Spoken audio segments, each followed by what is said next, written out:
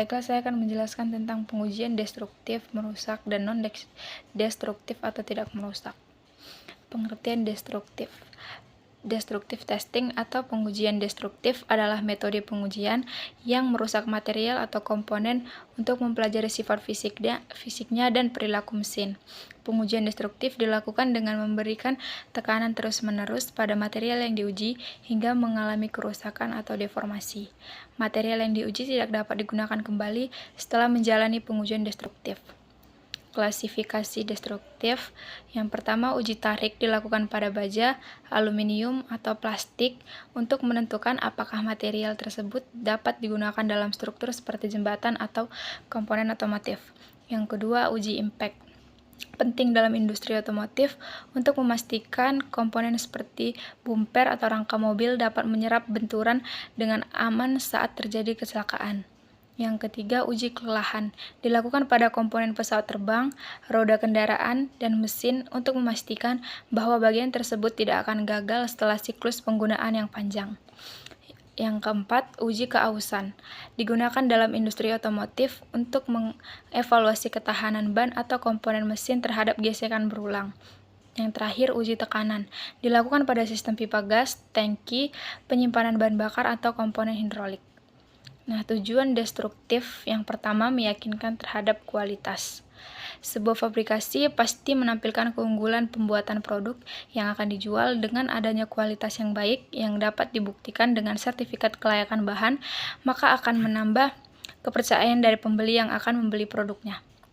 Yang kedua, menguji sifat material. Pengujian merusak digunakan untuk mengukur kekuatan, kekerasan, elastisitas, dan karakteristik lainnya dari material yang digunakan dalam berbagai aplikasi industri. Yang ketiga, mencegah kegagalan. Metode ini membantu dalam mengidentifikasi penyebab kegagalan produk atau material sehingga perbaikan dapat dilakukan. Yang terakhir, membuat data sebagai pemilihan terhadap material yang akan digunakan. Nah, contoh pengujian destruktif yang pertama, uji tarik. Dilakukan pada baja, aluminium, atau plastik. Yang kedua, uji impact. Yang ketiga, uji kelelahan. Yang keempat, uji keausan. Dan yang terakhir, uji tekanan. Nah, kesimpulannya, pengujian destruktif adalah langkah penting dalam memastikan keamanan dari kendala produk. Meskipun bersifat merusak, informasi yang diperoleh dari pengujian ini sangat berharga untuk pengembangan produk yang lebih baik dan lebih aman. Nah, yang kedua, pengujian non-destruktif atau tidak merusak. Pengertian non-destruktif yaitu non-destructive test atau NDT testing adalah teknik pengujian serta analisis oleh lembaga inspeksi sebagai bahan evaluasi sifat komponen, material, struktur, maupun sistem. Pelaksanaan tes ini dilakukan untuk mendeteksi kecacatan atau penyebab kerusakan. Klasifikasinya yang pertama, tes radiografi. Pemeriksaan menggunakan sinar X atau sinar gamma pada poin pertama ini bisa dilakukan terhadap semua material, kecuali timbal. Penerapan sinar X dapat mendeteksi kecacatan sejak awal dari dalam benda tersebut. Yang kedua, magnetic particle inspection.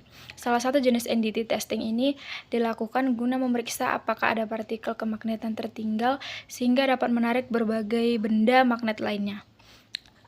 Yang ketiga, ultrasonic flow detector. Jenis tes 1 ini terbilang sangat metode paling tua di antara metode lainnya. Sebagai salah satu jenis NDT testing, ultrasonic flow detector telah dilakukan sejak 1940, di mana kecacatan diinformasikan melalui suara dari komposit, keramik, logam, maupun plastik. Yang terakhir, vacuum test adalah salah satu bentuk NDT testing, sebuah metode membuat material yang diperiksa menjadi hampa udara. Pelaksanaannya bisa menggunakan tabung atau berbagai bahan tembus pandang. Holiday detector artinya alat yang digunakan untuk mendeteksi celah kosong pada sebuah material. Adanya celah kosong ini dapat menimbulkan kecacatan dalam berbagai tingkatan.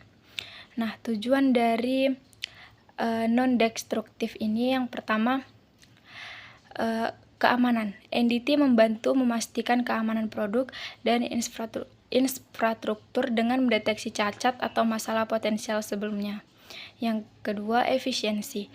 memeriksa material dan komponen tanpa merusaknya, menghemat waktu dan biaya karena tidak memerlukan mengganti material yang masih baik. Yang ketiga, pemeliharaan preventif. NDT memungkinkan perbaikan atau penggantian sebelum masalah berkembang menjadi lebih serius, menghemat biaya jangka panjang. Yang terakhir, kualitas produk. Produk yang mengalami pengujian NDT cenderung memiliki kualitas yang lebih baik dan dapat memenuhi standar kualitas yang tinggi.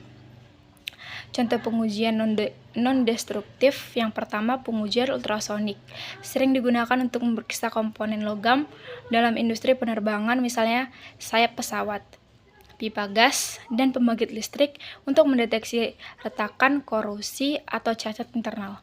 Yang kedua, pengujian radiografik. Digunakan untuk memeriksa lasan pada pipa industri, minyak dan gas, atau komponen mesin pesawat terbang untuk memastikan bahwa tidak ada cacat internal dan yang berbahaya.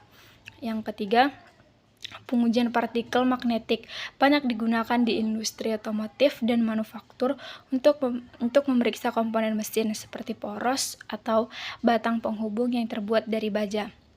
Yang keempat, pengujian penetran pewarna digunakan untuk memeriksa permukaan komponen seperti pipa, plat logam, atau peralatan mesin untuk menemukan retakan permukaan yang tidak dapat dilihat dengan mata telanjang. Yang kelima, penguji arus eddy. Digunakan untuk memeriksa ketebalan lapisan pelindung, korosi, atau kerusakan pada komponen pesawat terbang, kendaraan, atau pipa non-ferromagnetik seperti aluminium dan tembaga. Yang terakhir, inspeksi visual.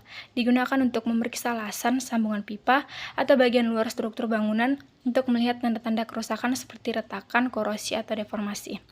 Nah, kesimpulannya, pengujian destruktif atau NDT memungkinkan pemeriksaan material atau komponen tanpa merusaknya untuk mendeteksi cacat atau kerusakan yang tidak terlihat. NDT mendukung keamanan, efisiensi operasional, dan perawatan preventif dengan menggunakan berbagai metode seperti ultrasonik, radiografi, dan eddy current. Hasilnya membantu dalam pemeliharaan yang tepat, memperpanjang umur komponen, serta memastikan kepatuhan terhadap standar keselamatan dan kualitas.